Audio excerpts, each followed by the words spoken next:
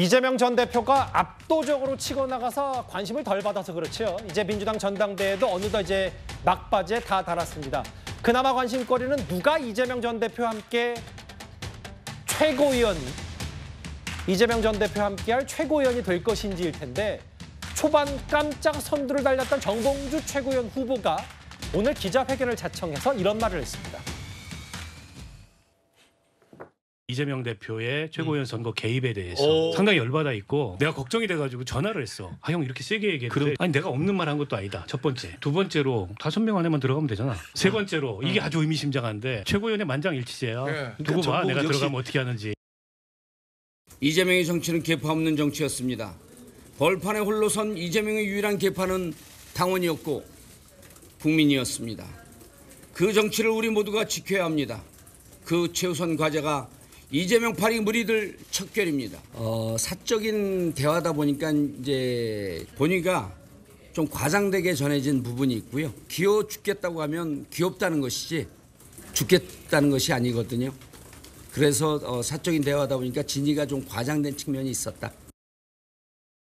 그때 이제 정봉주 최고위원 후보의 딱 말이 무슨 뜻인지 바로 직관적이지 않아서 이제 그 얘기를 하나하나 알아볼 텐데 이제 박원석 전 의원의 일부 라디오에서 얘기했던 건 지난 광주 경선 직후에 사석에서 나눈 일부 인사들과 나눈 대화가 이제 공개돼서 논란이 됐고 정봉주 최고위원 후보가 전당대회 내내 뭐 연설을 할 때든 뭐를 할 때든 야유가 섞여 나오는 이런저런 얘기했는데 참 이례적입니다. 이현정 의원님 오늘 기자회견 자청해서 이재명 파리 무리를 척결할 거다라고 얘기했어요. 어떻게 일단 받아들이셨습니까? 신종 용어를 하나 만든 것 같습니다. 이재명 파리, 명파리라고 얘기를 하는데요.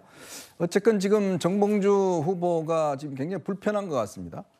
왜냐하면 본인이 사실은 민주당의 뿌리는 이재명 대표보다 더 오래 됐거든요. 그리고 또 아마 본인 예전에 이재명 대표하고 여러 가지 악연이 있습니다. 예전에 대통합민주신당 때 두 사람이서 이제 각각 손학규, 정동영 이 대리에서 당시에 굉장히 아주 거칠게 싸웠던 기록도 있고. 예. 자, 그러면서 아마 박원석 의원 전 의원한테 한 전화 이야기를 전혀 부인하지는 않았어요. 그러니까 그 취지, 즉 이 부분들은 뭐 확대됐지만 또 인정한다라는 이야기였거든요. 그러니까 그런 거는 결국은 앞으로 정봉주 후보가 만약에 최고위원에 올라오면 여러 가지 아마 이재명 대표를 겨냥해서 뭐 여러 가지 아마 좀 본인의 역할을 할 듯 그런 모습을 보였습니다. 자, 그럼에도 불구하고 이재명 대표는 지금 정봉주 의원이 첫 번째 레이스에서 1등을 달리다 보니까 계속 김민석 후보를 갖다가 옆에 차에 태우고 뭐 등등 하면서 의도적으로 지금 부풀리기를 많이 한 거 아니겠습니까? 예. 그 부분에 대한 이제 정봉주 후보의 이제 경고성 이야기인 것 같아요. 그렇지만 이게 지금 당원들이나 또 소위 이 개딸이라고 하는 지지층에게는 굉장히 반감을 사고 있는 걸로 보여집니다. 예. 어떻게 최종 결과 어떻게 나올지 모르겠지만 이제 남아 있는 게 서울입니다. 서울 지역에서 과연 이 정봉주 후보의 어떤 주장이 먹힐지 예. 아니면 오히려 이게 역효과를 내서 상당히 지금 등수가 떨어질지 이런 것들이 지금 굉장히 좀 관전 포인트인 것 같습니다.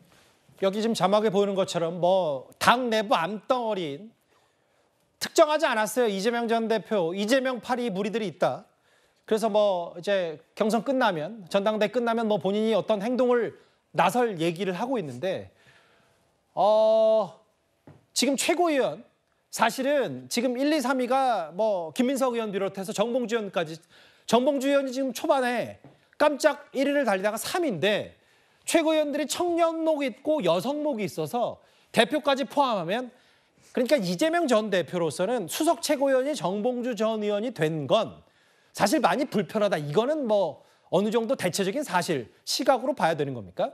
뭐 그렇기 때문에 뭐 김민석 후보를 좀 밀어주는 모습을 연출을 했고 실제 뭐 재명인의 말이나 이재명 대표를 적극적으로 지지하는 층에서는 김민석 후보를 밀어줘야 된다라는 여론이 형성이 됐죠. 아무래도 정봉주 의원이 갖고 있는 뭐 장단점이 있지 않겠습니까? 정봉주 후보는 아무래도 좀 즉흥적인 뭔가 기분에 의해서 발언을 하고 그런 것 때문에 수석 최고위원으로서 이재명 대표의 만약에 옆에 앉게 된다면 뭔가 발언이나 이런 거에 있어서 좀 위험 요인이 좀 있다라는 판단을 한 걸로 보이고요. 그래서 그런 차원에서 좀 안정적인 김민석 후보를 이재명 대표 측근이나 이런 쪽 지지자 층에서는 좀 밀고 있는 것으로 보여지는데요. 근데 저기 그 화면에 지금 나와 있는 그 청년 몫은 지금 폐지가 된 걸로 알고 있거든요. 그렇기 때문에 아마 4등에 들어가면은 당선이 될 수 있는 것인데 지금 정봉주 후보가 사실 이 좀 논란이 있은 이후에 3등을 유지하고 있거든요. 예. 그래서 2, 3등을 계속 유지하면서 전체 순위에서도 3등까지 유지하고 있기 때문에 큰 변동은 없을 거라고 봅니다. 왜냐하면 서울에서도 서울의 이 표심이란 것이 사실 수도권 표심과 비슷하게 항상 나타났고 예. 그런 차원에서 정봉주 후보가 그런데도 이런 입장을 밝힌 것은 아무래도 본인이 그래도 1, 2까지 달리다가 뭔가 논란이 좀 커지고 있는 상황에서 최대한 이거를 잠재우고 전당대회를 무사히 좀 마무리하기 위한 기자회견이나 이런 입장 표명으로 보여지는데 제가 봤을 때는 정봉주 의원이 지도부 안에 들어가는 것에는 큰 무리가 없을 것으로 보인다라는 말씀 정도. 그러니까 저희가 잠깐 이 그래픽에 오류가 있었네요. 그러니까 이제 성춘 부의장 말씀은 지금 청년 몫이 없어졌기 때문에 여성 몫은 이제 나머지 경쟁하는 거고 지금 나머지 4명 1, 2, 3, 4를 해서 그런데 지금 3위가 정봉주 최고위원 후보가 3위니까 4위까지 들어가는 데는 무리가 없을 테고 그러니까 정치적 내막을 봤을 때 오늘 기자회견을 자청한 이유도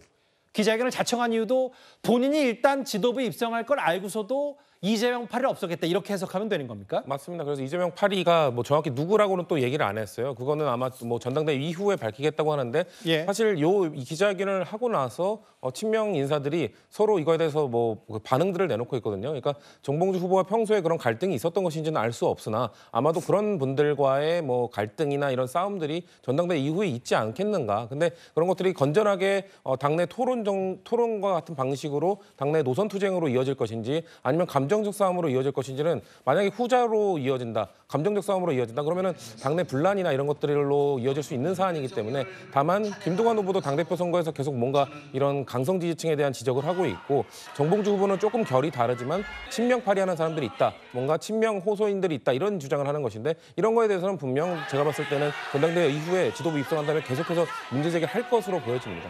현장을 봐도 아시다시피 뭐 저희가 약간의 이제 뿌옇게 처리한 부분도 있지만 정봉주 전 의원이 정봉주 최고위원 후보가 여러 그 연설이든 혹은 나설 때마다 강성 지지자들 뭐 제가 특정해서 누구 지지자다라고 할 수는 없죠. 다만 저렇게 고성이 오가는 부분도 분명히 있었기 때문에요.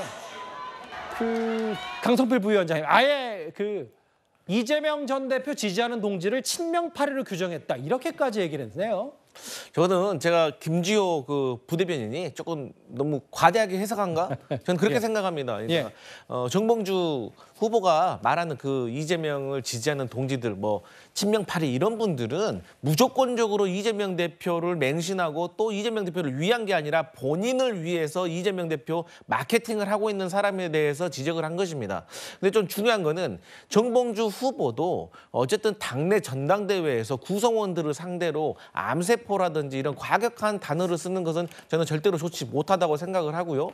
그다음에 이 김지호 같은 경우도 당내 정무조정 실장까지 했거든요. 예. 정무조정 부실장까지 하신 분이에요. 그리고 이재명 대표의 측근 중에 측근으로 알려져 있는데 이런 분이 공개적으로 정봉주 후보에 대해서 또 공격을 하게 되면은 만에 하나라도 아니면 저는 정봉주 후보가 최고위원이 돼서 최고위원에 들어가면 이건 다 이재명 대표에게 부담이 되는 거거든요. 그렇기 때문에 저는 서로 간에 과격한 언어 좀 지양해야 된다 이런 말씀 드리고 싶습니다. 그 뭐 거의 누적 득표율이 90%에 되는 이재명 전 대표이기 때문에 이제 당대표 연임은 떼어놓은 당상이고 최고위원들 얘기 1위가 지금까지 현재로서 김민석, 2위가 김병주, 3위가 정봉주 이 후보들인데 이 후보들 몇 면에서 또 4위까지 어떻게 되는지도 좀 봐야 되고요.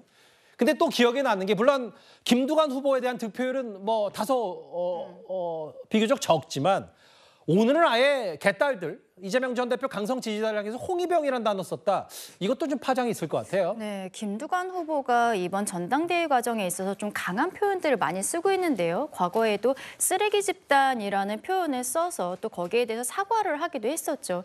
이런 강한 표현을 쓰는 것은 어쨌든 개딸이라든지 뭐 홍위병이라든지 이런 부분에 있어서는 본인 당의 지지자들 아닙니까? 여기에 있어서의 그 단어 선택을 좀 신중해야 될 것이다라고 생각을 하고요. 예. 더민주혁신회가 해체해야 한다라는 이야기를 하고 있습니다. 근데 이게 현실적으로 해체가 될 수 있는 부분이 아니죠. 왜냐하면 더민주혁신회의 같은 경우에는 21대 그 시절에 원외에서 이재명 대표에 대한 어떠한 지지층으로서의 결집이 있다가 이번에 22대에 대거 공천을 받으면서 31명이라는 사람들이 지금 원내로 들어오지 않았습니까? 당내에 바로 가장 큰 계파로서 들어와 있는데 이것은 현실적으로 해체도 불가능한 상황입니다. 저는 김두관 후보가 좀 안타까운 부분이 앞서 말씀드린 말씀드린 것처럼 지금 민주당 전당대회 과정에 있어서 그 당원들의 투표율이 30% 정도에 불과하거든요. 예. 이재명 대표가 90%라는 득표율을 올리고 그리고 김두관 후보가 10%도 지금 안 되는 득표율, 처음에 예상했던 것보다도 더 낮은 득표율을 얻고 있는데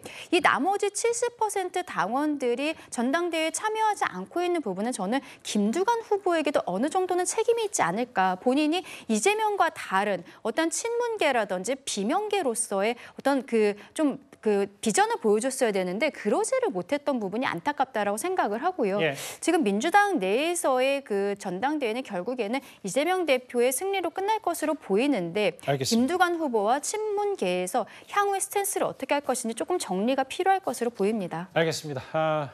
민주당 전당대회 8월 18일이면 뭐 유력해 보이는 이재명 전 대표가 당대표 연임할 걸로 보이는데 정봉주 전 의원의 이런 폭탄 발언성 발언 얘기들이 어떤 파장을 낳을지도 잘 지켜보겠습니다.